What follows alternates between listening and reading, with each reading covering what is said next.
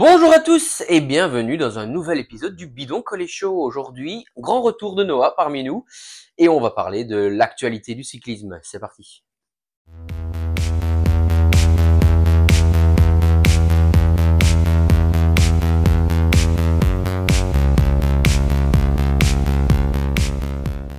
Aujourd'hui au sommaire, on va parler de Milan-San Remo et des courses de la semaine. On va parler également de quelques actualités. On va parler de nos tops, nos flops, un débat autour du salary cap dans le cyclisme. Et oui, ça arrive en 2026. On fera la préface de la semaine prochaine. Et si on a un peu le temps encore, on fera un quiz pour finir l'émission. Alors, si vous êtes prêts, accrochez-vous.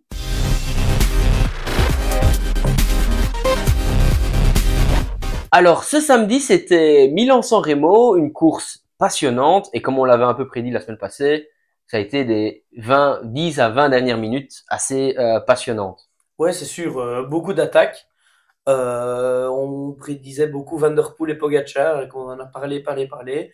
Finalement, c'est le clan Van Der Poel qui gagne, mais c'est pas lui qui gagne. Victoire de Philipsen, euh, voilà, il serait faux de le nier grâce à Van Der Poel.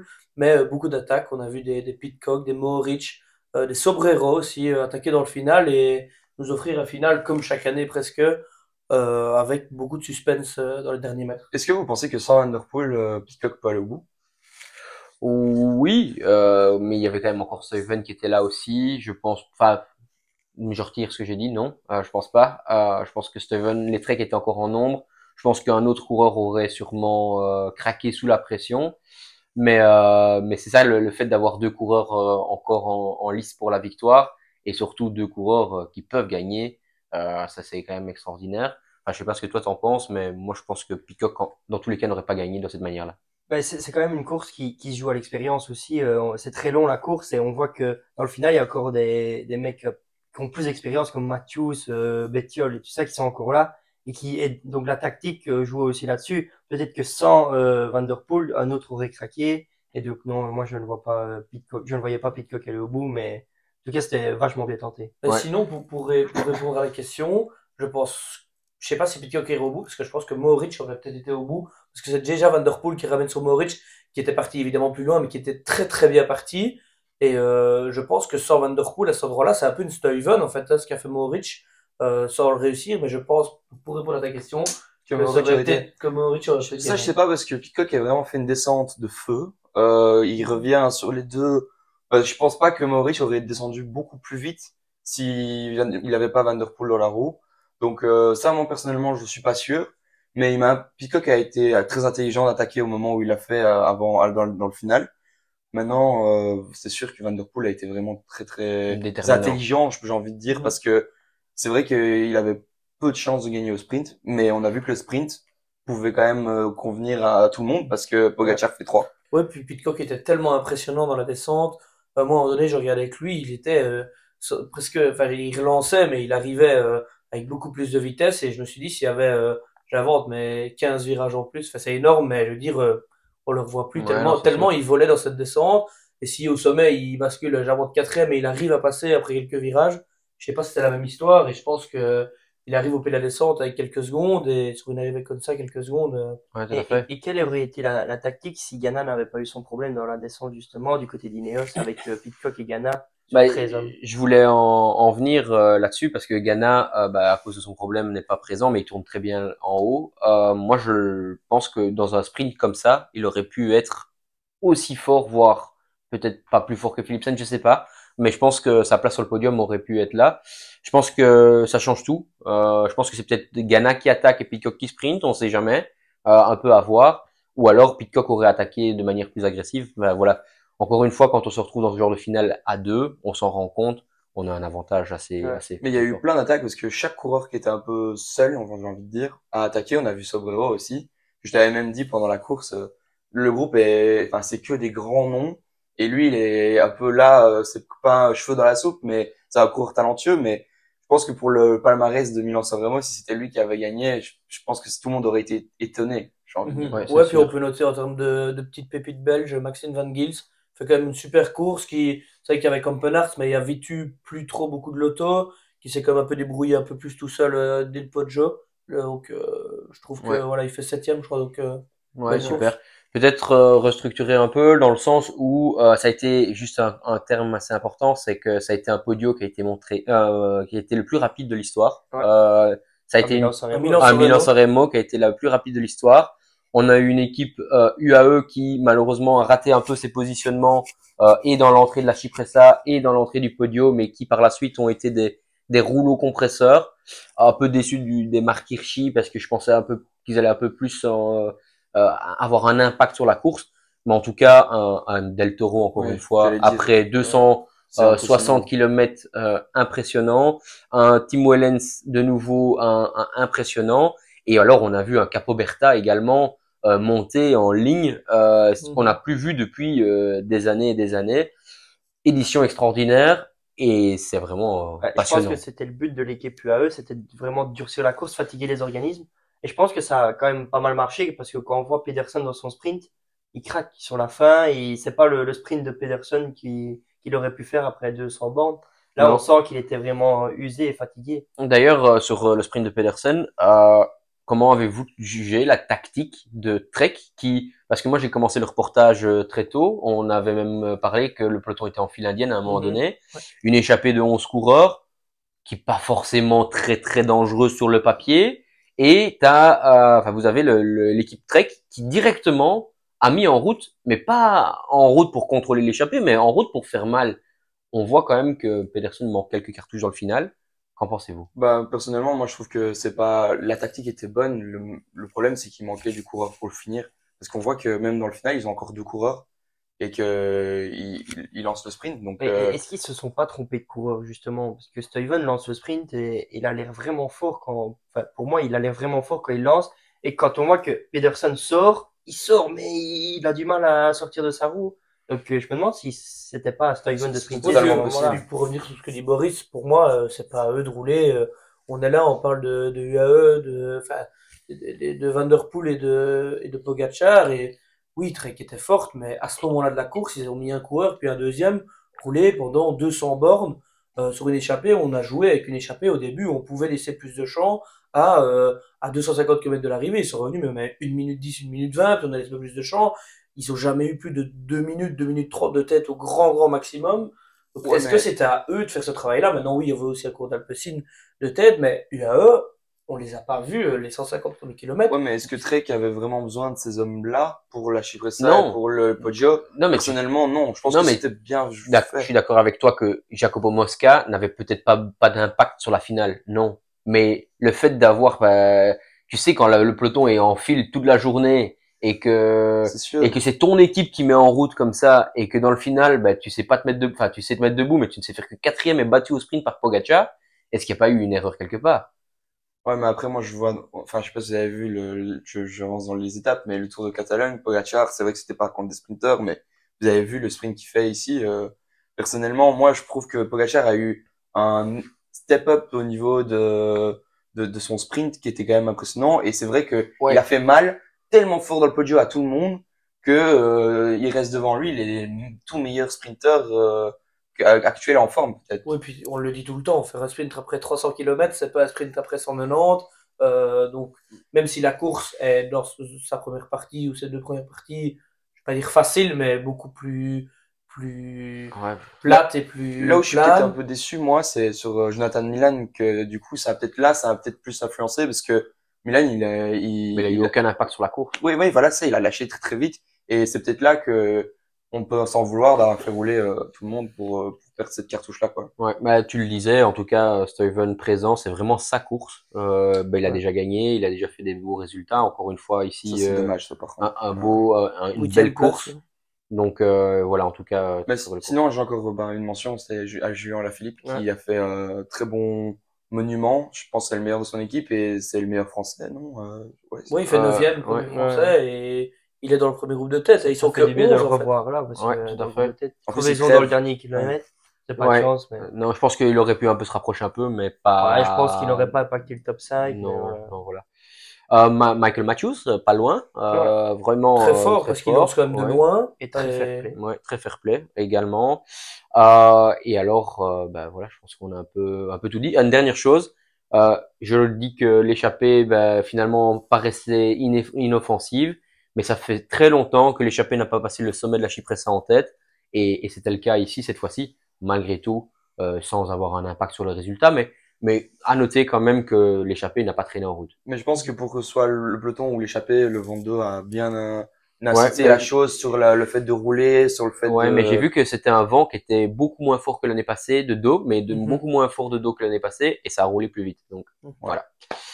Enfin, bah, si vous voulez peut-être avancer, on peut reparler des courses un peu plus tôt. Nocquereux, le Grand Prix de Denain et peut-être la Bredene Classique. Ouais. Mhm. Allez, c'est parti. Donc on commence peut-être par Nocquereux, course qui a été impactée par de nombreuses chutes, dont une très très impressionnante d'un coureur Ineos et je ne sais plus de quelle autre Trek, équipe, Trek. et Trek. Franchement, chute comme j'ai rarement vu au niveau en direct. C'est une chute, allez, comme ça arrive bien souvent, l'avant qui part, mais l'impact était assez violent. On sent ils étaient pas prêts à tomber, quoi. Ils ne s'y attendaient pas. Et puis Dan Hall, donc le coureur de chez Trek, qui va dans le fossé et qui lui, son vélo lui revient sur sa cage thoracique. Enfin, c'est quand même Impressionnant. une belle violence. Ouais. Et puis en plus, à tout moment, ils peuvent tomber sur... Enfin, c'est un contrebas, donc ils Ouais. peuvent se Ouais. faire encore plus mal en tombant sur de la pierre, réellement. Là, ils tombent quand même dans l'herbe, donc ça va encore, mais s'ils tombaient sur la pierre, je pense que ça pourrait faire très, très mal et peut-être même casser une carrière, quoi. Ouais. Une autre chute qui a impacté un peu l'arrivée, je vais dire, une chute à 600-700 mètres de l'arrivée de Ricard, je crois, avec Van Poppel. Et là, on a vu que sur cette chute-là, Merlier, qui va gagner après, déraille, remet sa chaîne et revient et surprend tout le monde avec un sprint en Extraordinaire. boulet de En canon. utilisant l'élan à mort Ouais. avant de Ouais, monter dans la tout à fait. dernière Et rampe, en le dépassant travail tout de le monde. Vandenberg à ce moment-là, qui lui lance, mais sans Merlier, et puis d'un coup s'écarte et bloque les autres, ralentit tout le monde, et là Merlier qui surprend tout le monde. Ah, la C'est son pulsion, sprint, c'était- ça. Ouais. Et puis, ouais, c'est déjà 3 la victoires troisième d'année. fois Ouais. qu'il gagne là-bas, de suite, Ouais. je pense. Ouais, Donc, d'affilée. il la connaît par cœur et bah ça s'est vu. C'est l'effort Et qui puis, correspond. c'est aussi un concours enfin, un concours de circonstances, c'est tant mieux. On sait bien qu'il est bien là-bas, mais je pense que même lui s'attendait pas à prendre tant d'avance si rapidement. Et je pense que même les autres, même Philipsen, s'attendaient pas non plus à ce que Non, tout à Merlier fait. surprenne comme ça, parce que c'était presque plus une attaque qu'un sprint, même si il a lancé son sprint. Mais quand on voit, il prend directement, je sais pas, 10 mètres, même peut-être plus. Et, euh, et finalement, ben, il s'est levé les bras Et- sur les pavés longtemps la ligne. Et tellement avec il est à l'aise. une forme pareille en ce début de saison, on peut se demander si Quickstep n'a pas des regrets de ne pas l'avoir pris à Milan-San Remo. Ouais, je sais pas parce que ça pouvait aussi, on pouvait dire que son Tirreno était aussi catastrophique, enfin pas catastrophique, mais à part la première journée, ça a été un peu moyen. Donc en général, moi je prêche toujours le coureur en forme à la sortie des courses précédentes. Là, c'était pas le cas. Ouais, on était surpris de le voir aussi fort sur la Nocco. Parce que avec Tirreno qui était, comme tu dis, il a abandonné et il a joué sur aucun sprint. Donc on pouvait se poser la question s'il a vraiment pêché sur la course. Donc, Et à ce moment-là, enfin quand on voit le résultat, donc Philipsen fait deuxième Ouais. et Jacobsen 3. Non, je crois que c'est l'inverse. C'est l'inverse, ouais. Ouais, comme ça, il fait deuxième, je crois. Ouais, voilà. Pardon. On se dit quand même que Philipsen continue, un peu comme sur notre vidéo où on mentionnait que Alpecin ça va pas. Bah, Philipsen était toujours un peu avec un point d'interrogation avant Milan-San Remo à ce moment-là de la course. Ouais. Voilà, on s'est sûrement et trompé. premier bon résultat du coup de Jacobsen qui fait Ouais. qui nous fait un peu mentir depuis le début sur cette course-ci en tout cas. Ouais, tout à fait. On passe au Grand Prix de Denain. Le lendemain, retour de Arnaud Delis après son abandon à Paris-Nice. Il a fait une croix sur Milan-San Remo et il a décidé de recourir un peu plus sur les pavés et la France et la Belgique. Course où une échappée fleuve va au bout. Pas mal de pavés un peu partout. Je t'aime le qui Ouais, gagne, l'ancien coureur de chez Quickstep et une très belle surprise de l'équipe Bingo Wallonie-Bruxelles Salle. avec une deuxième Cyril de place Salle de qui fait Cyril de Salle. deuxième, ouais. Ouais, après l'échappée, j'ai même cru qu'il allait avoir un peu au sprint, mais c'était Himmler, on l'a vu quand il était chez Quickstep, les finales, quand même, Ouais, c'est un bon finisseur. Hein. ouais, quand même monstrueux. Mais c'est vrai que ça fait plaisir de voir un peu des coureurs comme ça, qui ont un petit peu leur moment de gloire, parce que c'est un coureur de grande qualité, Cyril de Salle, et il est souvent dans les échappées. Et non, c'est cool de le voir au bout. Moi, j'ai bien aimé cette finale entre les deux, qui ont même eu le temps un peu de se regarder et de prendre un peu le temps, tellement ils avaient du temps. Donc, Est-ce que vous pensez que Arnaud a bien fait de changer son programme, vous? Bah oui, oui, bah, parce que je pense que ça lui a permis de jouer la gagne et en tout cas de pas de jouer l'avant de la course, ce qui lui a un peu manqué depuis le début de saison, je trouve, à part au Het Nieuwsblad. Maintenant, s'il voulait se refaire la cerise tranquillement, c'est vrai que peut-être qu'à Milan-San Remo, ça aurait été un peu plus simple que d'aller prendre des risques fous comme ça sur des grands prix de Denain, parce qu'il est encore tombé Ouais. dans un Une groupe. chute, Kung Ah, qui c'est emmène tout le impressionnant. monde. Ouais, c'est Ouais, vrai. Impressionnant exact. la chute, hein, quand Ouais. même. Et il y a pas un homme du groupe qui ne tombe pas. Enfin, si, Ouais. il y en a un qui arrive à Ouais, éviter Van tout le monde. Broek Ouais. qui... Le Ouais, mais malheur des sinon- uns fait le bonheur des autres, parce que Ouais. c'est grâce à ça que l'échappée va au bout, je Ouais. crois. Ouais, ça Ouais, joue. Ah, ils en étaient tout cas. revenus à, je pense, 10 ou 15 secondes, hein, le groupe. Ouais, tout il le finissait groupe. à 11 secondes, mais il se regarde quand même pas mal sur la Ouais. fin. Et ça Mhm. aurait peut-être été un peu plus Et on n'a pas l'impression que c'est la stressant. faute de Kung non plus s'il tombe. Ouais, C'est Non, plus, c'est de la boue sur des ouais, pavés. voilà, j'allais ouais. dire, c'est une Le circonstance. pavé est gras et les Et boyaux on étaient voit un peu bien plus que durs. derrière, ils ne Tout le savent point. rien faire d'autre que Que Ouais, de c'est rentrer ça. dedans, franchement, Ouais. c'est Ouais. vraiment un boule de bowling. Ouais.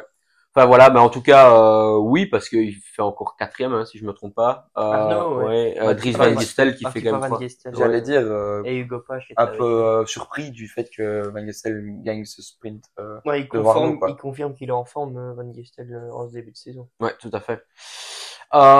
Course suivante, Bredene classique, pas mal de vent, des bordures tout au long de la journée.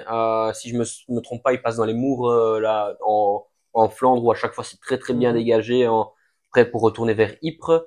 Et encore une fois, on va parler d'Arnaud parce que ça c'est important pour nous, mais il était piégé, il a fait le bond tout seul vers une bordure, ça nous a rassuré sur son état de forme.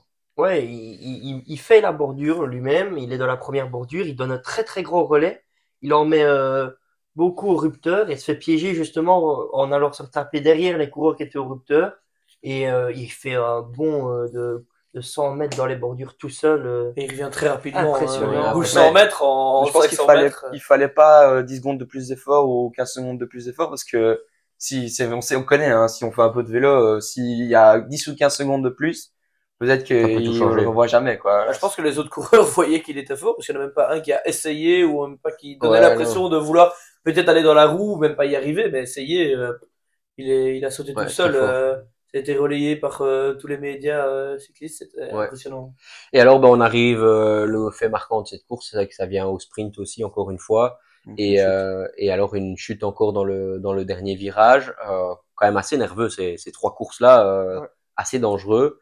Et alors, voilà, Mais c'est pour ça ça se que joue au moi sprint. mon avis sur le changement de programme d'Arnaud c'était bien d'aller faire des petites courses enfin petites entre guillemets parce que gagner Moins ce grande, genre ouais. de course c'est quand même bien sur un palmarès mais c'est quand même prendre des risques encore plus sur et ça le rassure pas au niveau de courir sans tomber parce Nouvelle que chute. là actuellement je pense que maintenant ce qu'il lui faut c'est d'essayer de faire des courses sans avoir de problème que ce soit mécanique que ce soit de tout autre problème un peu comme à la Philippe Ouais. actuellement je pense que les deux ont besoin de se rassurer au niveau chance j'ai envie de Ouais, dire. tout à fait.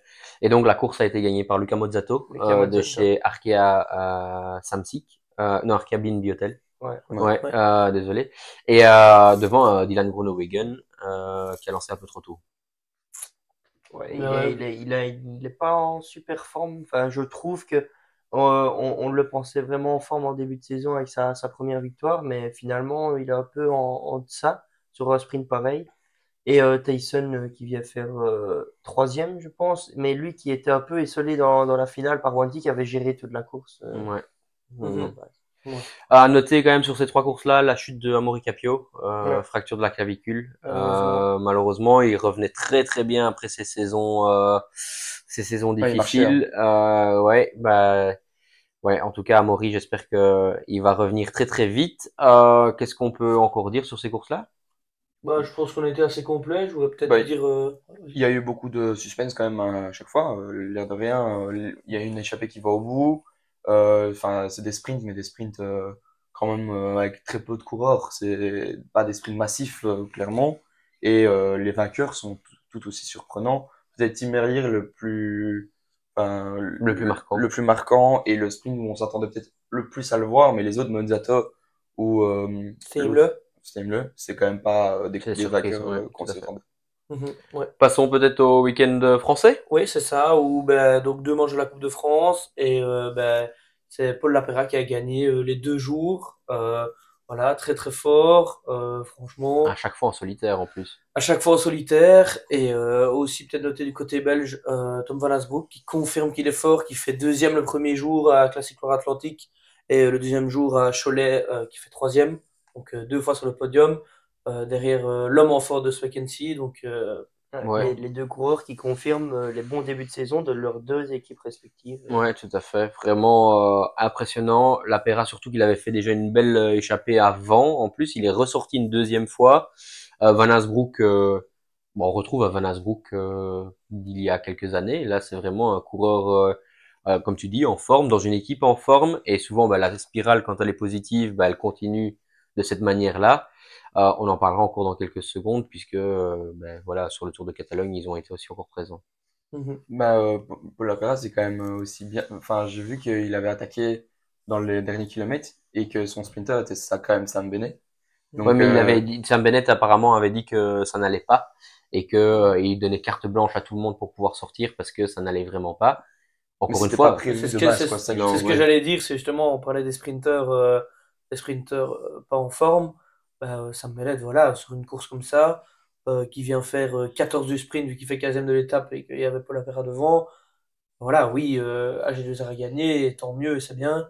Mais voilà, faut quand même se dire que Sam Bennett, il y a quelques Bah, années, c'était le top du sprint mondial. Et donc, voilà, après mais Jacobsen qui nous a peut-être un peu rassuré, après Groenewegen qu'on pensait qu'il était fort mais qui fait deux, Sam Bennett qui est quand même, je vais pas dire tombé bas, mais voilà, va falloir peut-être se ressaisir mais quand même. c'est peut-être ouais, le seul point d'interrogation de cette équipe qui marche quand même tellement fort depuis le début de saison et on Mhm. s'attend pas du tout à les voir à ce niveau dans le classement. Et personnellement, moi, je suis quand même confiant pour la stratégie qu'ils vont apporter parce que c'est vrai qu'au sprint, il marche plus trop bien Sam Bennett, mais il a des qualités autres qui montrent que, enfin, j'ai vu que sur un chrono, par exemple, qui fait top 10.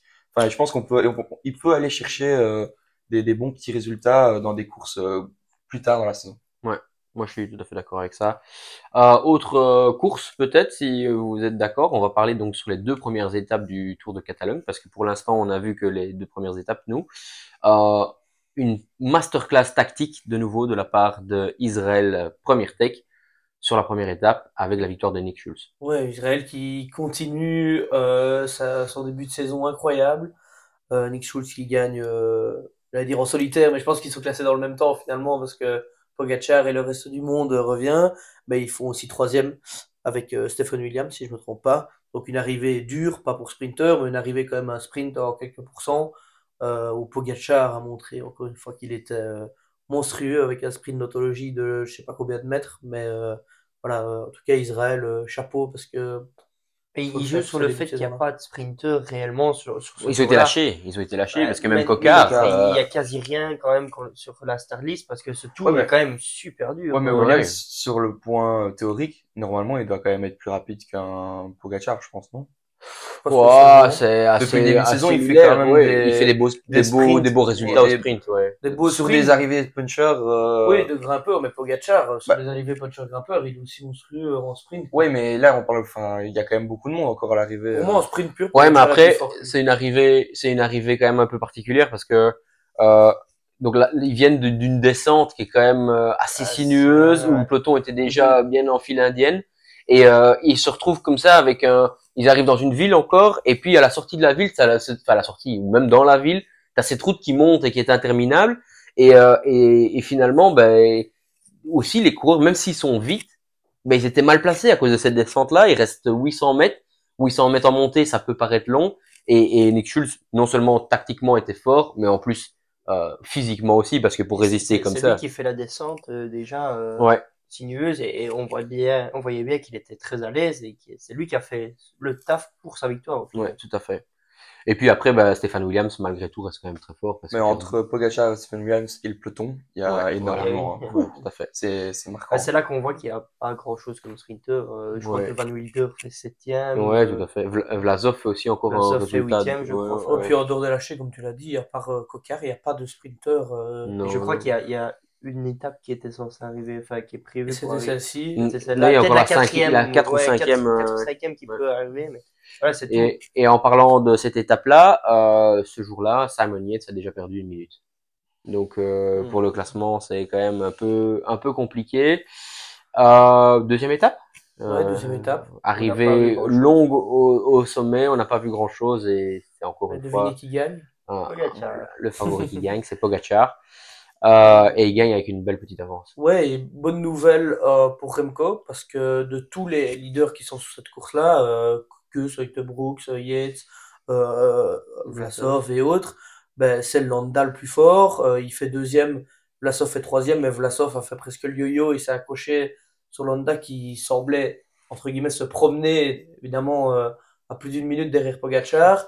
Mais voilà, quand même bonne nouvelle pour Remco, Landa est en forme. Moi, je voulais mentionner, tu as parlé de Simon Yates qui perd du temps, mais on a quelqu'un qu'on s'attendait pas du tout à voir là.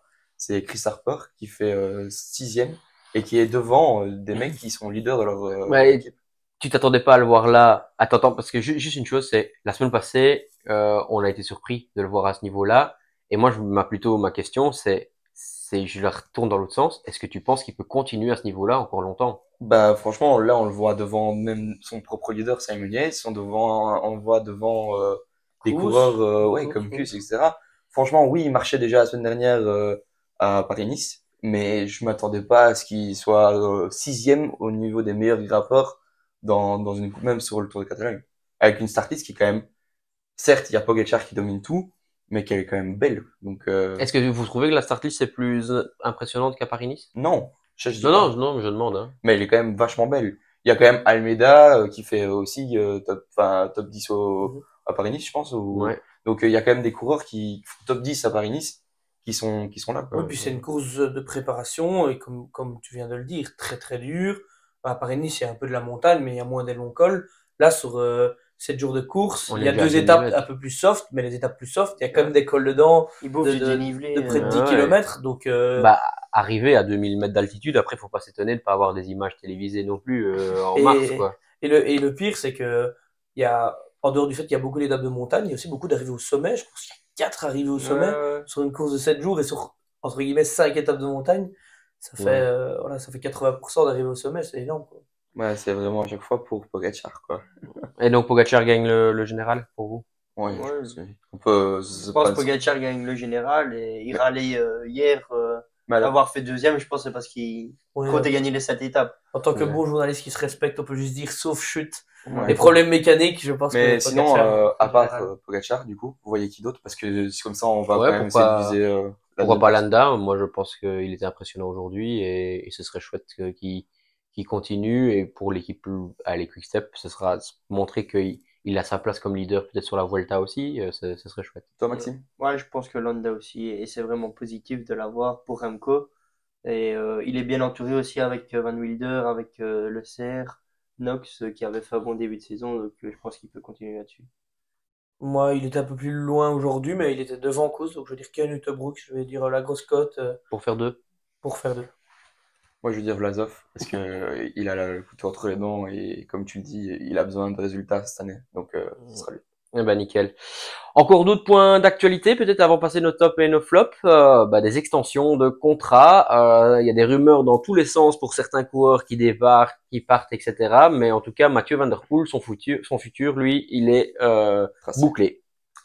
Donc il prolonge jusqu'à 2028 avec Alpecin de Koning et avec Canyon Pour 10 ans. pour 10 ans. Donc je pense que voilà, c'est peu importe l'équipe qu'il aura, il roulera avec Canyon. Autre point que je voulais aborder, c'est Lefebvre qui a eu une amende assez faramineuse par rapport à ses discussions sur Marion Rousse et les femmes en général. Est-ce que donc il y a une clause dans l'amende comme quoi s'il s'excuse, il y aura 20 000 francs suisses en moins dans l'amende. Pensez-vous qu'il va s'excuser? Ouais, non, pas du tout. Je Ouais. pense que s'il fait ça, il perd complètement de Ouais, crédibilité. Et enfin, connaissant la personne, je le connais pas personnellement, mais publiquement, peut-être qu'il fera ses excuses en privé et c'est sûrement déjà fait. Ou si ça l'est pas fait, il le fera pas en public en tout cas, je pense. Non, vous Ouais, personne? Voilà, moi C'est je 20 000 pense. euros quand il même. a un ego surdimensionné que 20 000 euros. Ouais, puis je pense que même de la part de l'UCI, c'est un peu, voilà, il y a une amende point, mais je trouve que ça fait un peu gamin. jouait de dire si tu t'excuses, ça fait un peu cours de récré. Maintenant, C'est le comité d'éthique qui a validé ça, mais ouais. Ouais. maintenant, voilà, je pense que il s'excusera pas, ou en tout cas, il fera parler de lui d'une autre manière en s'excusant d'une manière peut-être farfelue, en jouant peut-être sur les mots du fait qu'ils se sont peut-être excusés. Enfin, bref. Et Ouais. dernière news que je voulais, donc il y avait Maxime Van Gils aussi que j'ai pas mentionné, Et Van Envelt. Van Envelt qui prolonge aussi avec l'Auto Destiny. 2026. Qui prépare le 2026. futur, hein. Ouais, qui confirme le futur. Ouais. Ouais, Bah, tout à ouais. fait. Et vu la forme des deux gaillards, c'est quand C'est même de tout bonne à fait augure. normal. Souvent ceux qui Et sont les c'est- plus en forme Et c'est actuellement. justement peut-être pour ça qu'ils sont re-signés très tôt Ouais. dans la Ouais, mais saison. ouais, c'est Donc, très bien en tout cas.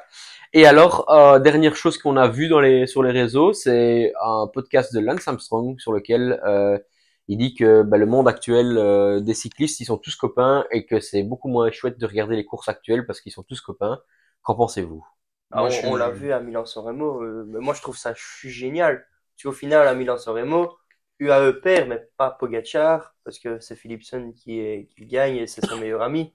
Maintenant, Ouais, moi, je Qu'est-ce que suis vous pas en d'accord pensez? avec toi parce que personnellement, moi, je suis Matthews.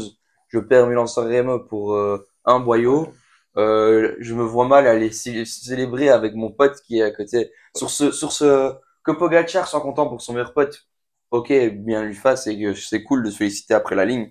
Mais Matthews qui peut aller féliciter, oui, je suis d'accord, mais tu peux pas sauter dans les bras comme il l'a fait à l'après Milan-San Remo.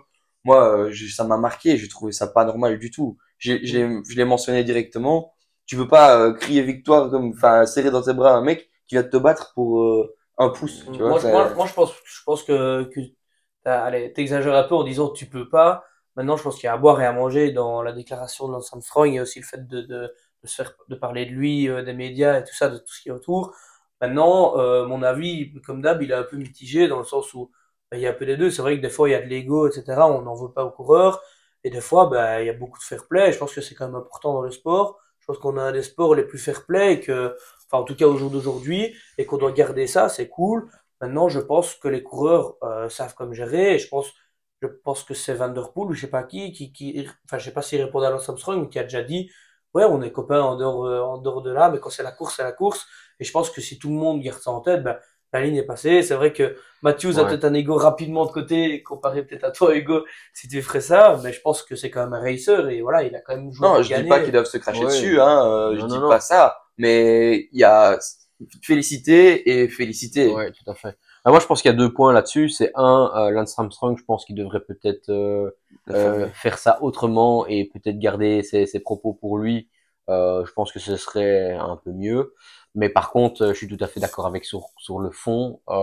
Je sais pas comment un coureur qui vient de perdre Milan-San Remo, qui vient de faire 6h30 de course et qui vient d'être battu pour même le cinquième ou le sixième, comment est-ce que faire serrer la main, oui, mais rentrer s'enlacer comme ça, faire des photos avec un grand sourire. Attends, même si l'un de vous gagne Milan-San Remo, et que je fais deuxième pour Aboyo, je casse mon guidon. Enfin, je sais pas, mais Sur le podium, mais à la voilà. limite, quand ils font une photo, Mais etc. oui, voilà. Ça, je pense que c'est clairement dans le fair play. Là, on est en plein dedans, mais comme je le dis, personnellement, moi, si je dois vraiment me faire battre comme il a fait Matthews, en plus que c'est son premier monument de sa carrière, c'est quand même Oui, mais rageant. Je suis ça c'est désolé. différent. Je pense que moi aussi, si ça m'arrive, je pète un câble. Mais en dehors du fait que moi regarder ça, j'aime bien.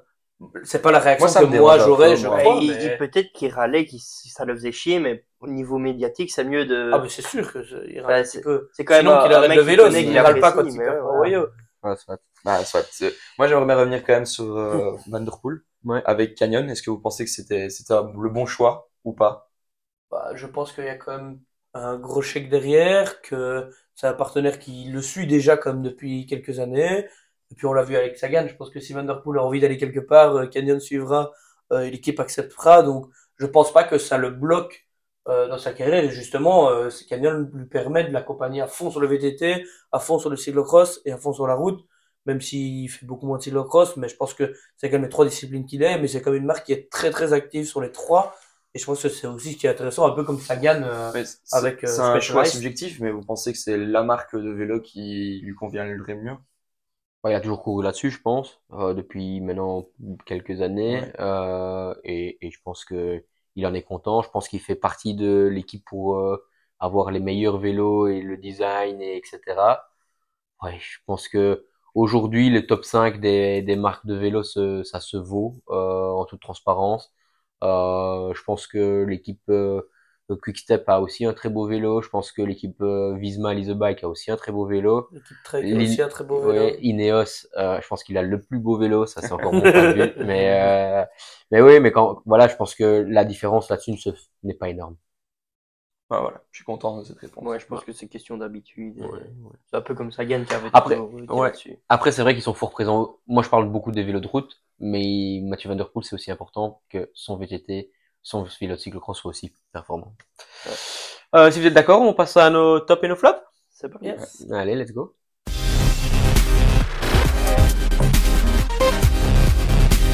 Alors, commençons par toi, Noah. Qui est ton top?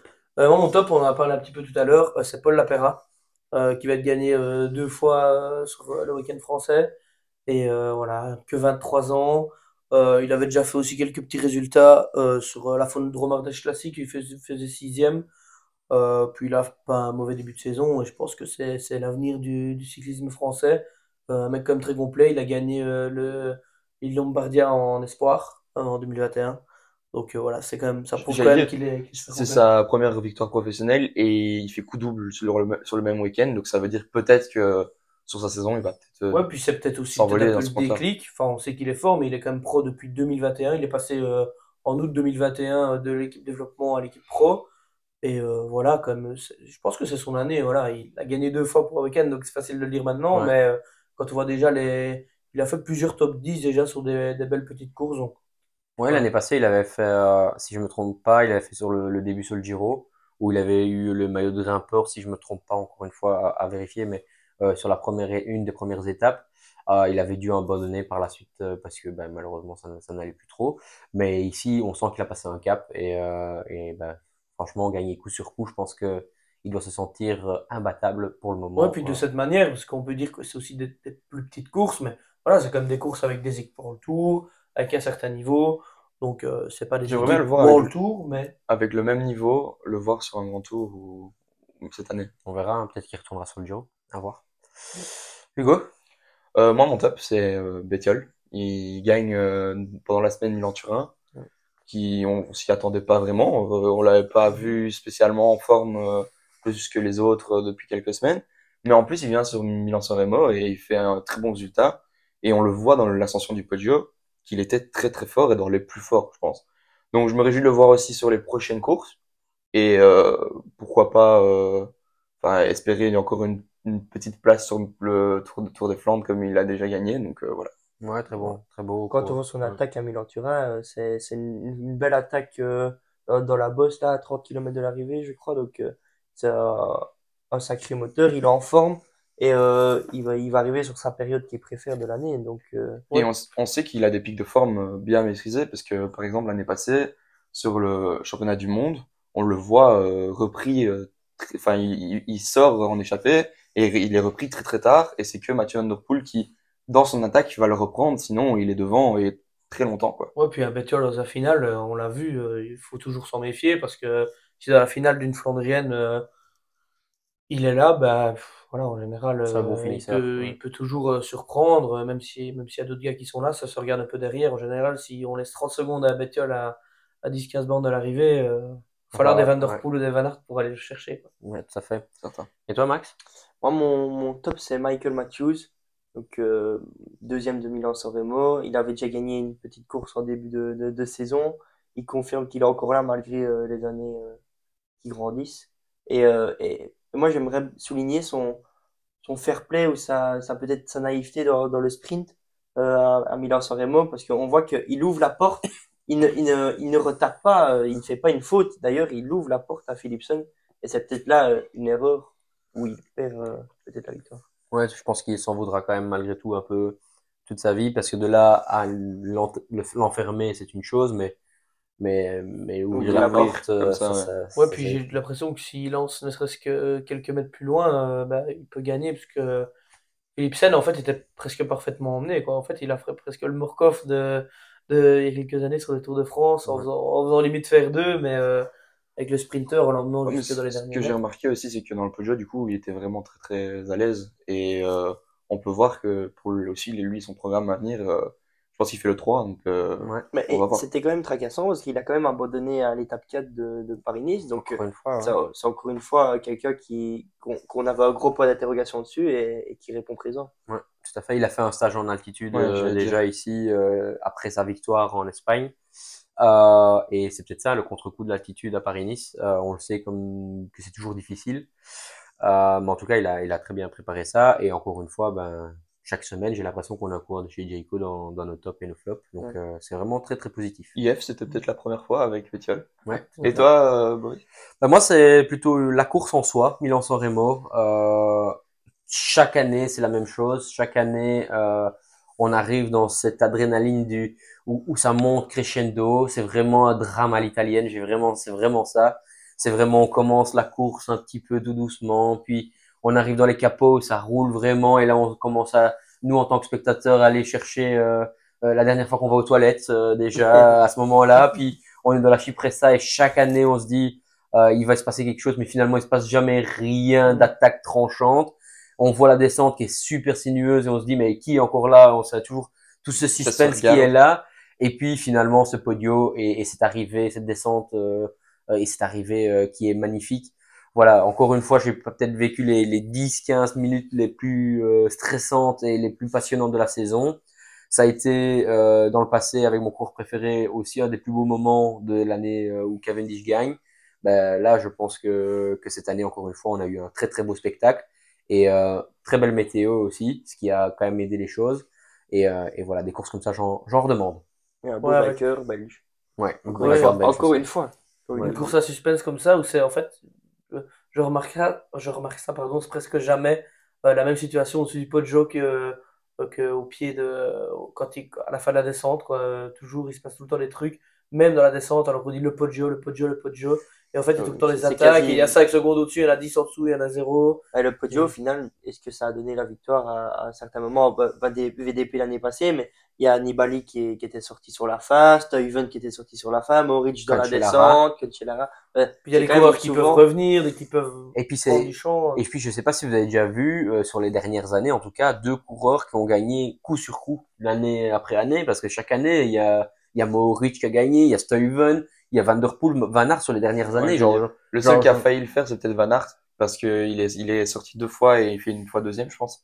Ouais. Donc c'est Ouais. peut-être le seul qui a failli le faire, mais sinon c'est difficile. Et Vraiment, puis, c'est un peu de la loterie aussi. Et puis on voit des coureurs de tout type qui sont là, des Flandriens, des sprinteurs, des grimpeurs avec Nibali qui a déjà gagné, Pogacar qui est là. Ouais, c'est quand même Enfin, la seule voilà. course où un sprinter suit un grimpeur dans le podio et un grimpeur suit un sprinter dans le sprint final Exact. sur la Via Roma. Ouais, c'est la seule course où un vainqueur de tour peut se battre à la victoire avec Le maillot vert. le meilleur Ouais, sprinter le du vert. monde. Ouais, ouais. Et c'est pas un critérium. Ouais, Enfin voilà, bah allez, maintenant on a bien rigolé avec nos tops. Maintenant soyons un peu plus sérieux avec nos flops.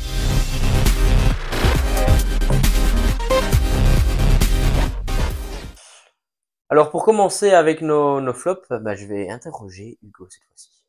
Alors moi, c'est facile, c'est Christophe Laporte, parce que on attendait vraiment beaucoup plus de lui.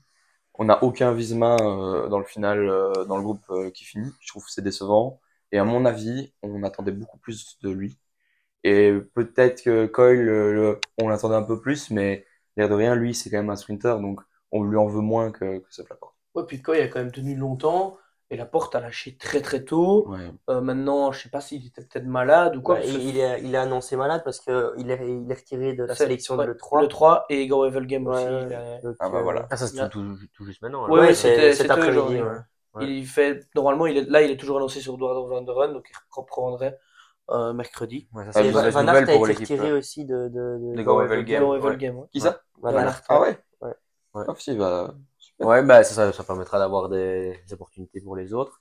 Ouais, bah moi c'est Olaf Koy aussi. Quand tu regardes dans la liste, pour ton flop à toi, c'est l'équipe Jumbo Visma. Laporte, quand t'es malade, hein, surtout sur 300 bornes. Quand tu transpires, quand ça va pas, ça va pas. C'est déjà une course qui est tellement à haut niveau.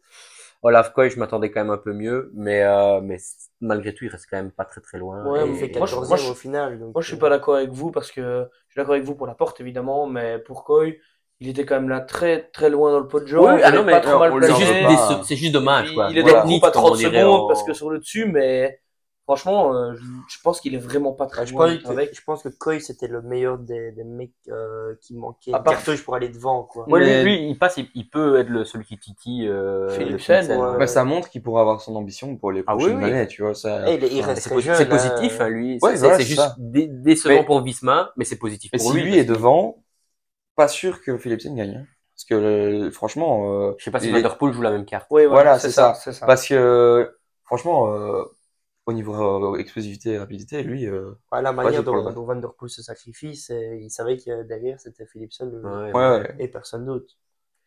Bah, vas-y, toi. Ben moi, mon flop, c'est le programme des courses choisi par certains favoris, comme Van Der Poel et Pogacar. Ouais. Sur Milan-San Remo, qui est un des 5 monuments, il y en a que 5. Hein. C'est très important et c'était leur première et leur deuxième course. Je trouve que c'est dommage pour les petites courses et les petits organisateurs qu'il y a des intérêts totaux des gros leaders comme ça. Ouais, Moi, j'aimerais bien un peu argumenter sur Van Der Poel. Je suis un peu déçu parce que c'est vrai que c'est quand même fort tard. Mais Pogacar, lui, va quand même faire 2 grands tours qui vont se suivre. Donc, personnellement, ça m'étonne moins. Et surtout que ses objectifs, lui, c'est vraiment la gagne sur les deux. Donc, ça va être compliqué. Mais je suis aussi déçu, moi, d'un Wout van Aert qui n'y va pas, par exemple. Ouais, Ouais. puis on parle, c'est vrai que tu parlais de Pogacar et de Van Der Poel, Hugo vient d'énoncer Van Aert, mais c'est parce qu'ils font du spectacle qu'on aime bien les voir, mais c'est quand même une tendance, il y a beaucoup de leaders, beaucoup de coureurs qui préparent les grands tours, ou même qui préparent leur saison, de privilégier les stages, pas beaucoup de courses, de moins en moins de jours de courses, et je pense que c'est le plus impactant, enfin le plus ennuyant, entre guillemets, hormis pour nous fans, mais voilà, ça reste des humains, voilà, ils sont pas là pour faire tout ça tout le temps, mais c'est pour les organisateurs parce qu'on sait que c'est de plus en plus dur d'organiser des courses. Voilà, je pense qu'on a tous déjà côtoyé des gens qui sont proches d'organisateurs de courses ou qui sont organisateurs, et c'est tout le temps se battre pour essayer d'avoir des équipes qui amènent des coureurs. Et je pense que ça va poser problème parce que ça coûte de l'argent d'organiser une course. Et je pense que les organisateurs de courses au jour d'aujourd'hui, ben, ce sont des passionnés parce que s'ils voudraient gagner de l'argent avec ça, je pense que peut-être qu'ils feraient autre chose. En tout cas pour les toutes petites organisations et les petites courses.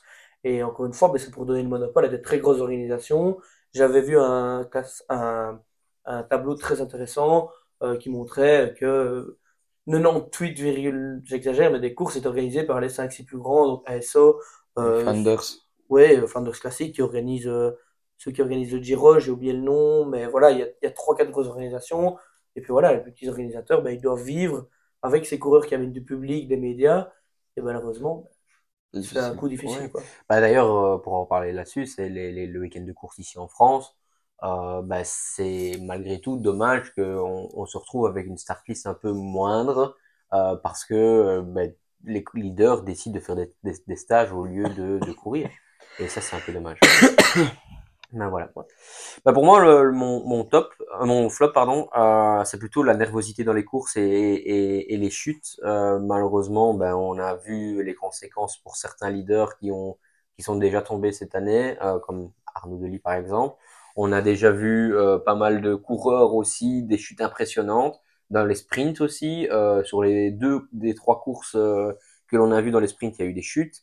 Enfin voilà, moi ça me désole un peu et j'espère que j'aime bien voir tous les coureurs présents et en forme sur les courses. Donc bah, j'espère que je touche du bois et que ça va passer dans les prochaines courses. C'est aussi Mm. les conditions climatiques hein, qui font beaucoup. Ouais, tout à Donc, fait. et les conditions de course, parce que comme on a parlé, la chute de Kung, je pense qu'il tombe en Ouais. premier. C'est pas 100% sa faute, Non, j'ai non, envie de tout à dire. fait. Donc voilà. Ouais, puis c'est aussi le fait qu'ils prennent de plus en plus de risques, que les coureurs poussent de plus en plus loin et des fois, ben, ça passe plus. Encore hier en Catalogne, il y a une chute sur une arrivée en fond plat montant, donc avec un peloton réduit, donc c'est quand même Ouais, dommage. puis c'est un peu tiré par les cheveux, mais on peut faire un lien avec le flop de Maxime, c'est que les coureurs font de moins en moins de courses. Les courses sur lesquelles ils vont, ben, tout le monde veut être présent, tout le monde veut être là. Je vais pas dire qu'il y a plus de courses de préparation, mais presque, quoi. Tout le monde veut tout le temps être là, à bloc. Il y a tout le temps de la pression de la part des coureurs, des équipes, des entraîneurs, de tout. Et tout le monde veut être tout le temps à fond. Toutes les équipes veulent tout le temps faire des résultats, tout le monde L'oreillette aussi, hein, c'est à gauche au départ, le briefing pour tous les directeurs sportifs, c'est la même chose. Hein, enfin, pas sur la tactique de course, mais au km 77, ça va tourner à gauche et il va y avoir le vent. Ben ça, l'information, je pense que s'il y a 18 équipes, 18 directeurs sportifs le disent dans l'oreillette. Et donc, ben, il n'y a pas place pour tout le monde. Je pense que, enfin voilà. Mhm. Et pour passer à mon flop, Ouais. moi, c'est l'équipe DSM dans son ensemble. Je trouve que pour une équipe World Tour, c'est vraiment pas suffisant. Bon, on a parlé de San Remo. À San Remo, leur premier coureur fait 48e. Enfin, voilà, sur Paris-Nice, il y a l'Emirates qui finit tout seul. Voilà, ils ont tous abandonné. Ils font une fois un seul résultat, c'est 5e sur une étape. Enfin, je veux dire, à part voilà, des Max Pool, pardon, qui font quand même des bons petits résultats. Van Uden, à Tirreno aussi, qui était, Je voilà, pense que qui était Max Paul est présent. tombé, justement, non? Il a pas abandonné à Je pense Tirreno, je pense avec qu'il est tombé ici. ouais, Mais bon, par exemple, à Tirreno, on n'a pas vu vraiment un Degenkolb. Bardet. Mardek a abandonné aussi, je Ouais. pense. Ouais. Mais ouais, Voilà. à voir aussi avec les maladies. Et puis, bah, le seul lueur d'espoir, c'est cette place de Jacobsen ici à la Nocureux. Mais à part ça, vraiment, en Ouais, effet, t'as puis raison. ils avaient quand même pas trop mal démarré. Ils avaient gagné au Down Under, à la Lula Tour. Et puis voilà, presque plus rien. En deuxième place de la Copsen, c'est bien. Voilà, ils ont fait. Bah, on le disait dans notre preview DSM, qu'on était un peu inquiet de cette Puis équipe-là. on sait bien Ouais. depuis quelques années ce qui se passe avec les transferts, etc.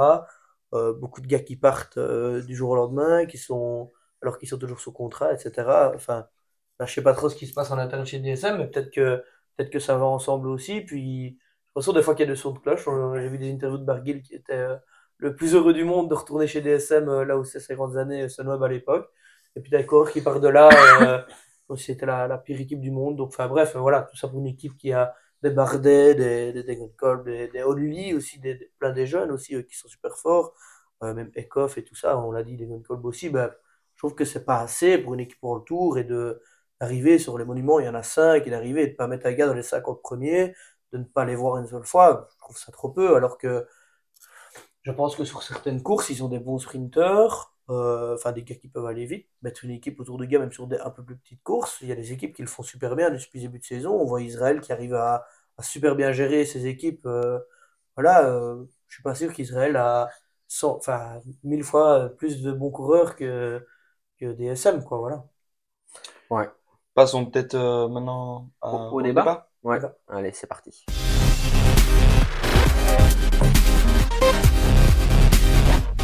Alors, cette semaine, l'UCI a mis en place un groupe de travail pour mettre un salary cap dans le cyclisme à partir de 2026. Alors, rien de concret encore, on ne sait pas encore toutes les lois, toutes les règles, quelles sont les limites, mais à première vue, les gars, qu'est-ce que vous en pensez? Bah, moi, je suis quand même plutôt pour, parce que c'est vrai qu'on voit depuis quelques années, surtout avec l'arrivée, notamment, par exemple, des Émirats, UAE dans le cyclisme, des grosses armadas, avec des budgets énormes, UAE par exemple, et autres.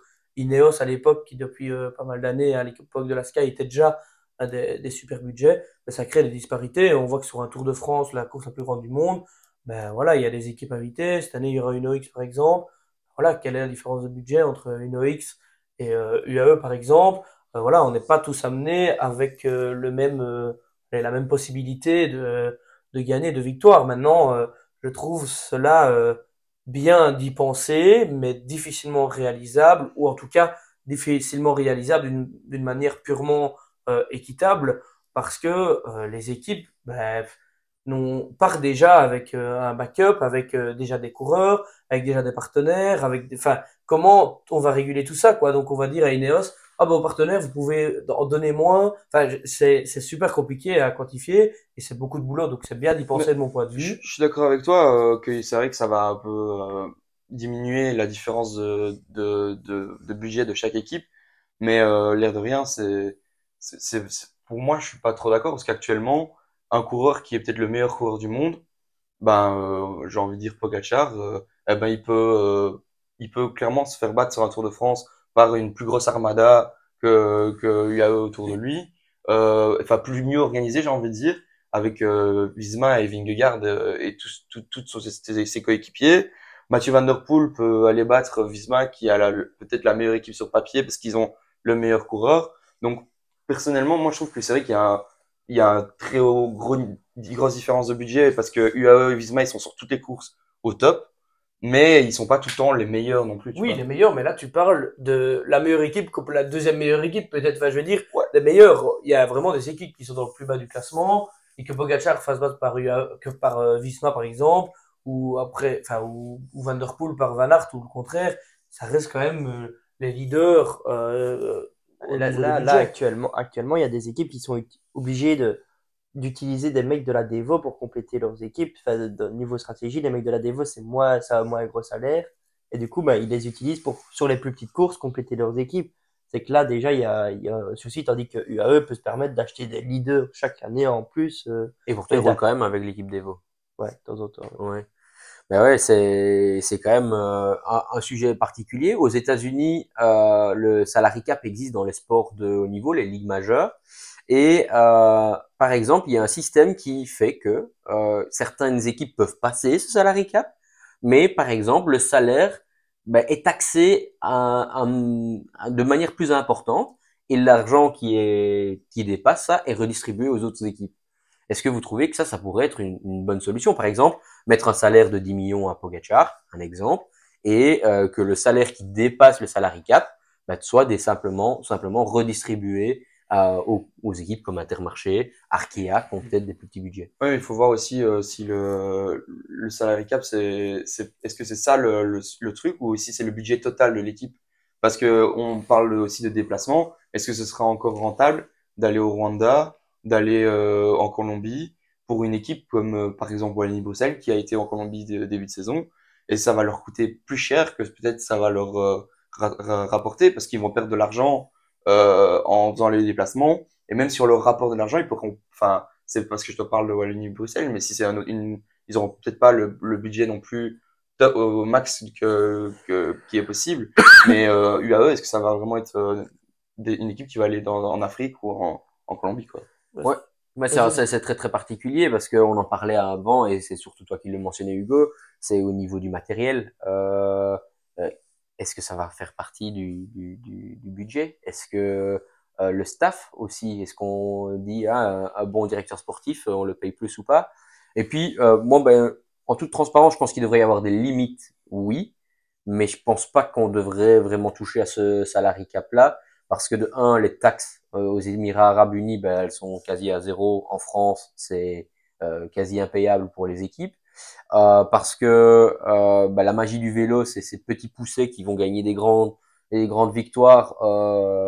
Ben, c'est les plus belles étapes au Tour de France, à la limite, c'est quand les équipes Pro Tour et invitées vont aller chercher des victoires. Même chose dans les monuments et dans les classiques. Enfin voilà, moi je pense que ça toucherait vraiment beaucoup trop à la magie du vélo. Si on regarde dans l'idée, c'est une bonne idée, mais dans la mise en pratique, je pense pas qu'ils Ouais. seront prêts pour Et 2026. puis ici, on parle, enfin c'est vrai que Decathlon a amené beaucoup de budget chez AG2R, mais voir une équipe comme AG2R troisième du classement actuel, personnellement, enfin le budget c'est pas le troisième budget du peloton AG2R, donc c'est possible aussi de faire des résultats en ayant un recrutement très intelligent. On sait que Soudal, Quickstep a fait de très belles années aussi avec ça, alors qu'ils n'étaient pas non plus le meilleur budget aussi, et peut-être parler L'Auto Destiny, cette j'allais fois-ci, dire, ouais. d'aller chez les jeunes, faire sortir des pépites. Maintenant, c'est vrai que les grosses équipes vont chercher très vite chez les jeunes, mais il y a un nombre de places limité dans une équipe. Ils pourront pas avoir tous les coureurs du peloton. Ouais, mais je pense qu'il faut aussi faire attention au potentiel revers de la médaille parce que si ça se fait assez rapidement, qu'il y a des salariés cap, etc., il y a peut-être d'éventuels sponsors, équipes ou milliardaires ou autres qui peuvent peut-être se désintéresser du vélo, du cyclisme, comment vont réagir les sponsors. Voilà, faut pas non plus que l'économie du cyclisme change, je vais pas dire s'effondre, mais diminue et que ben, finalement les sponsors, le point de vue médiatique, etc., on soit désintéressé de ça parce qu'on veut diminuer les plus grosses équipes et mettre les plus petites. Et malheureusement, comme dans beaucoup de sports, c'est quand même ce qui fait vivre le vélo. Et pourquoi est-ce qu'on investit dans le vélo? Ben, pourquoi est-ce qu'on investit dans UAE? C'est parce qu'ils vont les gagner et qu'on va les voir. Donc évidemment, il faut, je pense, réguler ça et qu'il y ait des minima parce que c'est pas normal qu'il y ait des équipes ou des coureurs qui ne savent presque pas s'en sortir et qui s'arrêtent. Et bon, au niveau pro, ça ne se voit presque jamais, mais au niveau juste en dessous, alors c'est bien que c'est extrêmement difficile. On est quand même un sport où on voit c'est vrai que les plus grosses stars gagnent des millions, mais on est quand même un sport, à contrario du foot ou d'autres sports, où des gars sont professionnels et gagnent un salaire très très petit, peut-être autant que toi Boris par exemple. Enfin, je veux dire, il y a tout ça à prendre en compte. Il faut pas que toute l'économie change parce que même faut que ça s'améliore, Ouais, ça peut, le revers de la médaille peut faire mal euh, à la Ouais, médiatisation. c'est un gros risque qui est pris et je pense que c'est pour ça que le projet est lancé en 2024 pour 2026 avec un groupe de travail. C'est pour étudier toutes les possibilités qu'il y a à faire et étudier toutes les règles qui devront imposer. Parce ouais, que moi, je trouve qu'il faut attendre de voir quelles vont être les règles à cette nouvelle loi. ouais, parce qu'en plus, les coureurs qui ont déjà un contrat pour plusieurs années, ben, il faut voir un peu comment ils vont régler ça, la chose. Donc, on peut se poser la question de comment ils vont mettre en place. Est-ce que ça va passer la règle plus tard, donc en 2000, peut-être 30, ou c'est quand même compliqué à savoir. Personnellement, ça va être un casse-tête, je pense. Ouais. Mais je pense qu'à plus court terme, enfin par exemple 2026, ce que tu as expliqué Boris sur un système américain qui existe dans certains sports de haut niveau, ça peut être assez bien parce que certaines équipes, malgré qu'ils sont beaucoup plus riches, ben, taxer un peu plus et redistribuer aux équipes inférieures d'une manière purement mathématique, comme ça, je veux dire, il n'y a pas de jaloux et voilà, c'est distribué comme ça.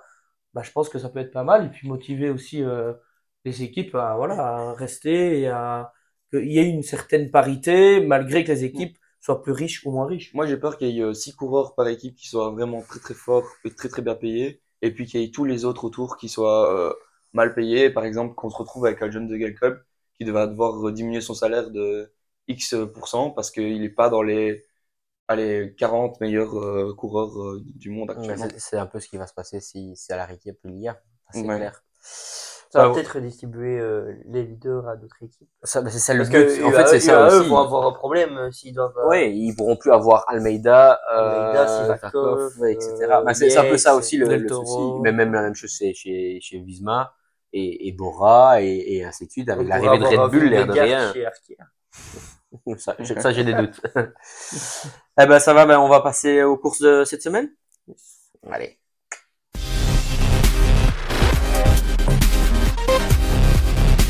Alors cette semaine, en 6 jours, il y aura 3 Flandriennes, le Grand Prix de l'E3, Gant-Wevelgem et Dordrecht-Vlaanderen, avec le retour de pas mal de Flandriens qui font leur rentrée, notamment notre Belge préféré Wout van Aert.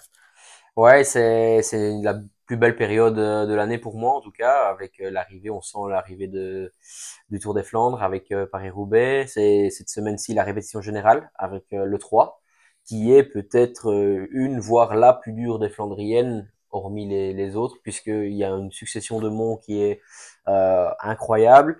La course s'ouvre régulièrement au Tyenberg, où l'année passée, par exemple, Van der Poel avait mis une grosse mine. Pogacar était mal placé et la course, il a dû chasser quand même pendant très longtemps.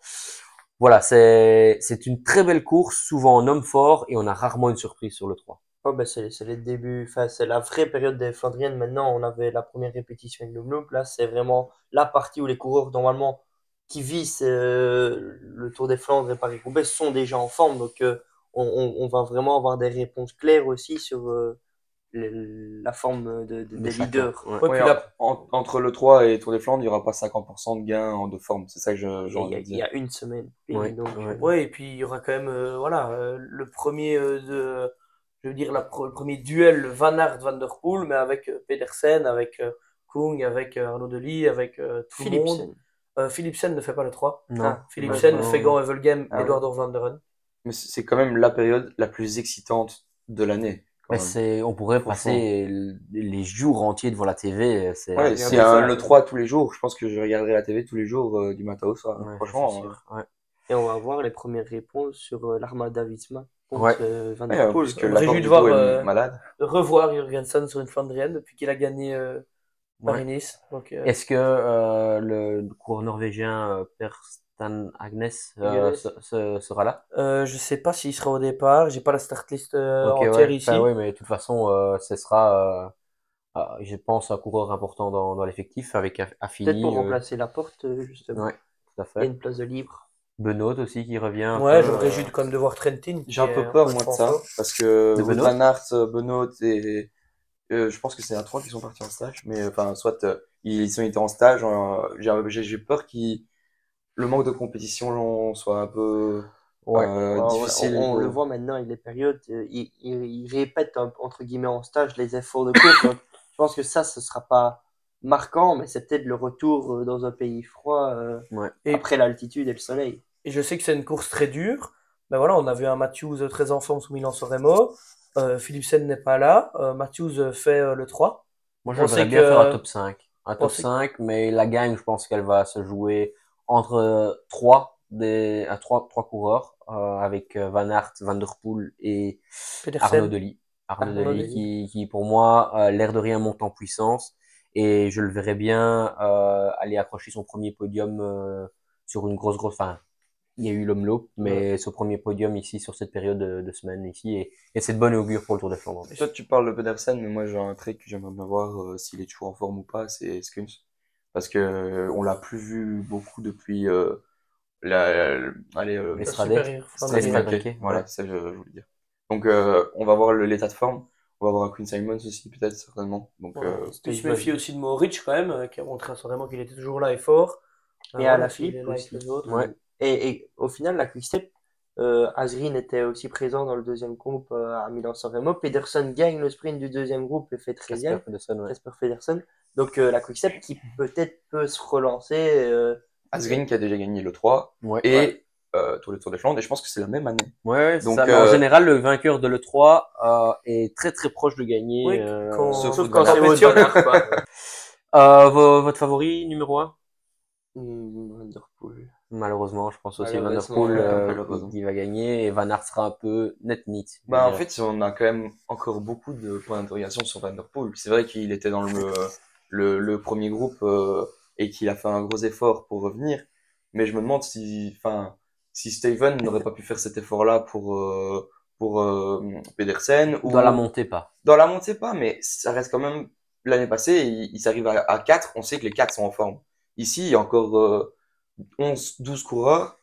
On peut se poser la question de est-ce qu'il est aussi en forme que pour lâcher tout le monde, quoi. Ouais, puis je sais pas s'il C'était aurait quand même su le seul faire. qui a fait le bon sur Pogacar sur le Ouais, sommet. je pense aussi, ouais. Ouais. Ouais, à Et voir, hein. d'une manière impressionnante, en se mettant debout sur les pédales. Bah, je pense que sans Van der Poel, Pogacar gagne déjà parce que Ouais, quand il dans, sort dans là, le sort dans le podio, c'est la deuxième fois, c'est Ouais. impressionnant et le Pedersen seul qui était- est et c'est parce qu'il relaie pas, mais voilà. Est-ce que Mais- Tim Merlier Non, Tim Merlier, Dans le Volgame. on peut en profiter pour passer sur le deuxième jour, Bah, Volgame. peut-être votre favori. Ouais, favori, peut-être. Pouh, euh, j'ai pas envie de dire Mathieu Van Der Poel parce que c'est un peu trop facile. Donc, je dirais un Steven parce il marchait très très fort Je sais pas pourquoi, je veux jouer encore comme d'habitude, à mon habitude, une grosse cote, je veux dire Mohoric. Mohoric, ok, nickel. Avec Van Der Poel qui se regarde avec Van Aert derrière. Bah, je pense que Van der Poel, son équipe, par contre, aux abonnés absents sans Philipsen et à voir comment Craig Anderson et des Jenny Vermeersch et Vermeersch autres. qui était en forme à Milan-San Remo. Ouais. Ouais. Ok, bah voilà. À voir. Bah, du coup, le deuxième jour, à Go-Evelgem, le samedi, retour de pas mal de gains rapides. Philipsen, Merlier, Laporte est quand même annoncé là. Il était annoncé à l'E3 aussi que ça a été annulé parce qu'il était malade. Et donc voilà, retour de pas mal de gains rapides. Olaf Koy aussi qui est prévu. Donc voilà. Ouais, c'est une classique qui est un peu plus facile au niveau des monts et des bergs. Et elle se joue souvent sur du vent aussi là-bas. Et donc on pourrait voir un sprinter flandrien s'imposer. Ouais, j'allais dire, c'est plus facile, mais ça arrive pas en sprint massif tout le temps. Enfin, c'est plutôt, l'année passée, c'est 2 coureurs qui arrivent. Puis l'année avant, c'est 7. Et puis Girmay, qui ouais, était là voilà, aussi, c'est ça. Donc, Mhm. je vous dis directement mon favori, moi, personnellement, mais je pense que ça, je vois bien Arnaud Delis, parce que j'ai peur que vous me le piquiez. Donc, je vois que Arnaud Delis, on a vu que dans le vent et les bordures, ça allait, il arrivait à faire des bonds importants, Mhm. des efforts très intelligents. Personnellement, je le vois, c'est la classique qui lui convient peut-être le mieux, je pense. Moi, je pense qu'elle est un peu longue pour Arnaud, malheureusement encore. Je pense qu'il manque encore un rien de kilométrage. Et je verrais bien Olaf Koy, moi, par contre. Je pense comme toi. Olaf Koy, je pense que voilà, il peut être fort. Une revanche sur San Remo Ouais. et sur Philipsen. Lancé par, bah, du coup, Vince le Par fait la pas, porte. c'est ça? Non, voilà. Ah, non, par la porte. Ouais. Et toi, tu verrais Moi, Tim Merlier. Tim Merlier? Ouais, mais en fait, c'est une course quand même particulière parce que il y a c'est chaque année toujours. Ils partent de loin, bah, c'est une belle course. Si la course est cadenassée, bah, c'est malheureusement, ça peut se regrouper toujours. Ouais, à voir, mais je la verrai un peu. Le niveau est tellement haut cette année que je verrai un groupe quand même se rassembler et venir au sprint. Et je voulais quand même notifier parce qu'on a quand même vu qu'il était quand même fort. Il n'était pas super bien sur Milos Remo, mais Jonathan Milan qui est là. Je pense qu'il faudra quand même compter Ouais. avec lui s'il est à l'avant avec un petit groupe. Voilà. Ouais, ça sera quand même une faut jamais l'oublier. surprise s'il gagne, je trouve, moi, parce que, enfin, c'est sûr qu'il a les qualités, hein, on l'a vu au niveau. C'est parce qu'il y a Philippe Mais Sénéco, quoi, voilà, c'est ça. Et puis Ouais, aussi une équipe on va le autour de voir lui. enfin se frotter à eux deux. Mhm. Après avoir Mais quand même battu 2 fois Philipsen. Ouais, voilà. Ouais, mais c'est pas du tout la même Ouais, chose. c'est pas les mêmes choses. Et puis, Et voilà. c'est pas le même type de course, mais c'est quand même des courses dures, donc à voir. Parce Il a que- l'air très costaud, donc. Même si Gant-Evelien, c'est vrai que c'est l'une des plus faciles, mais c'est quand même difficile. Et ça reste au le niveau- Flandrien, il y a du vent, des Voilà, changements de c'est ça. direction. Et la C'est- météo, c'est ils, pas un ils annoncent une sprint météo comme cata sur un grand tour, quoi. ils annoncent une Mhm. météo cata sur les pavés aussi, à voir. On va voir. Et alors, Dwarsdoor Vlaanderen, qui est bah, normalement la moins compliquée, qui est en général la moins grosse start list, mais cette année c'est un peu l'exception, puisque bah, Van Aert y sera, Arnaud Delis également. Tout le monde sera là par Van Der Poel, en fait. Ouais, Parce que... tout à fait. Et là, bah, moi je verrais bien Arnaud Delis, parce que là justement on vient de répéter les efforts, et ça prouverait que bah, tout simplement il a le tout haut niveau. Et je verrais bien gagner sa deuxième course pour le Tour, Arnaud. Personnellement, alors je vais me lancer, moi, bah, c'est facile. Cette fois-ci, je vais mettre Wout van Aert parce que je pense que sur cette course-là, il aura pas de concurrence vraiment. Enfin, je pense que ça lui convient vraiment bien et je le vois être dominant avant le Tour des Flandres. Et donc, pour moi, c'est une évidence. Moi, je joue le jeu de l'équipe Trek, tactique, Steven. Pedersen est là. Pedersen n'est pas là. J'aurais bien dit Pedersen pour aller dans ton sens aussi, mais du coup, je vais dire Wout van Aert. Ah si, Pedersen est là, excuse-moi. Ah, bah alors voilà, Pedersen, moi. Ouais, voilà.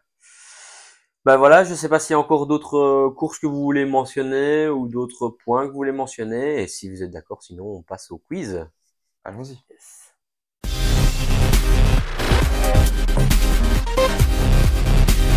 Alors pour terminer l'émission aujourd'hui, on va faire un petit quiz qui se déroulera en 3 parties. Alors le premier jeu sur lequel on va jouer, c'est que je vais vous donner un coureur et vous allez me donner la première équipe professionnelle dans laquelle il a roulé. Alors, quand je dis professionnel, c'est soit Pro Team, soit World Tour, et c'est tous les coureurs qui sont encore en activité. D'accord? Alors, je commence avec Gerben Thijssen. Lotto. Ouais. Un point pour Noah. Matej Mohoric. Lamprey. Novo Nordisk. Non. Et non. Bahreïn. Non. Matej Mohoric. Une équipe là comme ça. Matej Mohoric. Pro Team ou World Tour, Ouais, hein? mais il y avait Donc, pas une pro team croate un peu comme ça, rouge et bleu là, le maillot. C'est une... tu parles d'Adria Mobile? Ouais. Non, c'est pas- slovène et Ah c'est ouais, Conti. voilà. Pas voir un indice sur le tour? Ou pas Ouais, voir le tour c'est une équipe italienne. Italienne. Cannondale. Ouais, Drapac, ouais, bien joué. Bien joué. Cannondale en effet. Alexander Christophe. Léopard. C'est plus vieux, ça. Oh, t'es, Ouais, c'est vieux ça. HTC. Ouais, c'est très HTC. vieux, ça. Euh, Il est déjà vu, Alexander Ouais. Christophe. Alexander Christophe. Ben, Wanty. Non. Boanti. Allez les gars. Bon, Un indice? L'homme prêt. Non. Non. Un indice, il a roulé à cette époque-là avec Cadel Evans. Ah, ben, Cadel Evans, avoir BMC. Bien. Donc, avoir BMC. L'auto éveil, Non, Omega Pharma Lotto. non. Du coup, BMC? BMC. En effet. J'ai dit BMC. Ouais, non, t'as pas dit Non, BMC, t'as dit t'as dit avant avant BMC. BMC. Alors Attends, petit Chris. Ah oui, Christophe. piège, Lionel Tamigno. Wallonie-Bruxelles. Ouais. Mais Bien. franchement, je le savais, ça me saoule. Alors coureur en forme qui vient de faire deuxième de Milan-San Remo, Michael Matthews. Ulrike Greenage. Non. Il est toujours chez Rick Greenage. Il a peut-être commencé là-bas. Mais j'ai regardé en plus tantôt. Michael- C'était mon top, j'ai vu toute la liste. Michael Matthews, il a. Non, il a pas roulé chez BMC. Non. Un indice? Ouais. L'équipe aujourd'hui a complètement changé de nom et est une équipe hollandaise. Rabobank, non, c'était pas ça. Rabobank. Ouais. Ah, Rabobank. si, très bien. Et il a, Rabobank. il a fait combien d'années là-bas? Un an. Ouais, et Ouais, après, il a mais- été chez Orica Grenade directement. Et alors, non, 2 ans, 2 ans. 2 ans. Et alors, maintenant, pour terminer, parce qu'on a un fan de ce coureur-là dans nos spectateurs, Grégard. Oh. Une- Une VX. Non, Jumbo. non, Alpecin.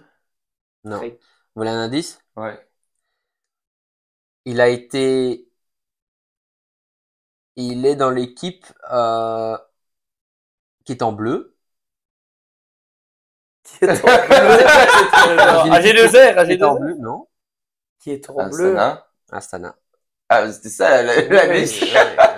Petit, comment on n'a pas trouvé Astana? Ouais, Désolé les ouais, spectateurs, on est vraiment, Ouais, là, je pense on tourne qu'on depuis 5 heures aussi. je pense qu'on peut s'améliorer là-dessus. T'as Alors- quand même volé un point. Ça, par contre, l'idée est bien. On devrait faire ça, mais toute la vie. Alors, maintenant, autre point, c'est que chacun à son tour, je vais vous demander de me dire un des 10 derniers vainqueurs de l'E3. Je pense qu'Hugo, tu as eu le plus de réponses, et donc du coup, tu peux commencer avec un des 10 derniers vainqueurs de l'E3. Asgreen. Oui, Stibar. oui, Van Aert.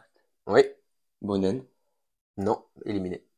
Des 10 derniers vainqueurs. Non, pas Congelara. Oui, Oh, j'allais le On est éliminé ou on Euh, peut rejouer éliminé, les points? éliminé. C'est un point celui qui gagne ici. Ah. Gilbert. Non, Allez. Terpstra. Terpstra, oui. Putain, ouais. Bien joué ça. Est-ce que tu connais encore d'autres? Donc il a dit Bono. Non, je pense que j'en ai un, moi. Mais... Van Avermaet. Greg, ouais, Greg. Greg Van Avermaet. Putain, ça, après, je Il en reste encore 3.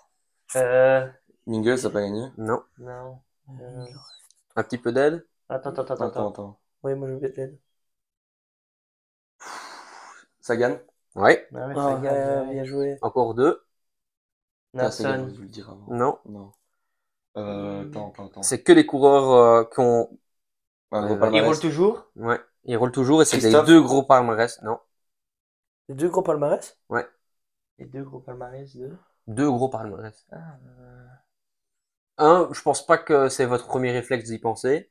Parce que c'est un cours de tour. Coureur de tour. Thomas. Il reste Thomas a Thomas. gagné le 3. Et alors, son équipier, Oui, son équipier, je sais, Yann Stallard. Non, je suis con. c'est un équipier qui a été aussi champion du monde. Kiakowski. Qui a Kiatowski. Ouais. Bien Voilà. joué, ouais. Max, bien joué. Alors, bah, tout ça, c'était bien, mais maintenant, celui qui gagne cette question-ci aura tout trouvé, et c'est un qui suis-je.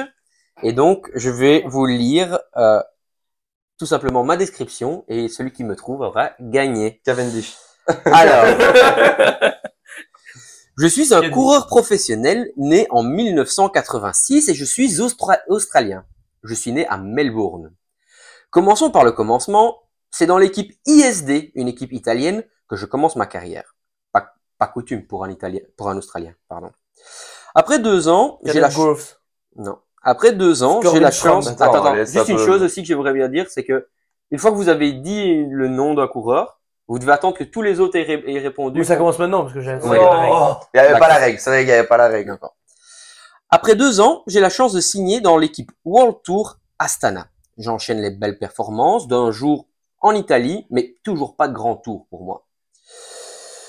Je n'y resterai qu'1 an et avant de retourner au pays. Et oui, je retourne dans l'équipe Orica en 2012. J'y resterai encore jusque 2015. Et pendant cette période-là, je vais gagner le maillot de meilleur grimpeur sur la Vuelta et y gagner une étape en 2012. Vous l'avez compris, j'ai commencé ma carrière en tant que grimpeur. Par la suite, je retournerai en Italie dans l'équipe Cannondale, qui deviendra par la suite l'équipe, comme vous le savez, IF, Education First. Il faudra attendre 2018 pour un deuxième grand succès. Ce sera, encore une fois de plus, sur la Vuelta. Deuxième victoire sur la Vuelta. Actuellement, je suis dans une équipe israélienne. C'est dans cette équipe-là, Williams. je suis devenu beaucoup plus Ouais, je crois. touche à tout. N'oublie pas que tu peux plus répondre Ouais, tant je que tu sais n'as bien. pas répondu. Je suis devenu un coureur beaucoup plus touche à tout. Et là, vous allez me trouver, à mon avis. C'est sur les pavés que j'ai remporté ma plus belle victoire. Mathieu Heyman. Non, Mais il roule plus. non. Ah, il roule, ouais, c'est vrai, je suis bête. J'ai Mais il y a- Orica. c'est anglais. Et donc, Ouais, je sais bien, et donc, c'est en baroudeur que j'ai gagné à Arambert. Et oui, ce n'était pas sur Paris-Roubaix, mais sur une étape du Tour de France. Simon Facile. Clark. Simon Clark. Bien joué. C'est parce que Tigre. Ah, vous avez parlé trop vite. on avait trop des Alors- grandes gueules en fait, nous. Ah, surtout, t'as dit un mec qui est même pas Ouais. australien, quoi. Ouais, mais moi, il m'a venu directement. Eh ben voilà les gars, je sais pas si vous avez trouvé les réponses plus vite que nous, sûrement, puisque bah, Oh là, on là, n'a pas été très très bon. C'est chiant. Et, C'est Tour l'année passée. En tout cas, un tout grand merci de nous avoir suivis encore une fois. N'oubliez pas de vous abonner, de commenter, vraiment commenter, ça nous fait vraiment plaisir. Abonnez-vous aussi et à bientôt, à la semaine prochaine. À bientôt.